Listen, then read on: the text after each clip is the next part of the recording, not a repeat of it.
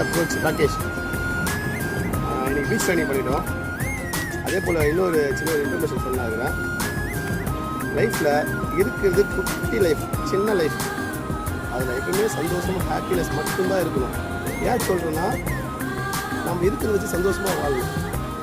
அதே போல் இன்னொருத்தரை கெடுத்துட்டு இன்னொருத்தரை அட்டாக் பண்ணிவிட்டு நாம் மட்டும் ஹாப்பியாக இருக்கணும்னு சொல்லி தப்பு. இருக்கிற சின்ன வாழ்க்கையில் நம்மக்கிட்ட இருக்கிறத வச்சு சந்தோஷமாக வாழ்ந்துட்டு போகிறது மட்டும்தான் லைஃபு. நம்ம கார் வாங்கணும், பங்களா வாங்கணும், அது வாங்கணும், இது வாங்கணும்னு நினச்சா கடைசி வரைக்கும் நம்மளால் நிம்மதியாக வாழவே முடியாது. அதுபோல் நம்ம லைஃப்பை மாறிடும்.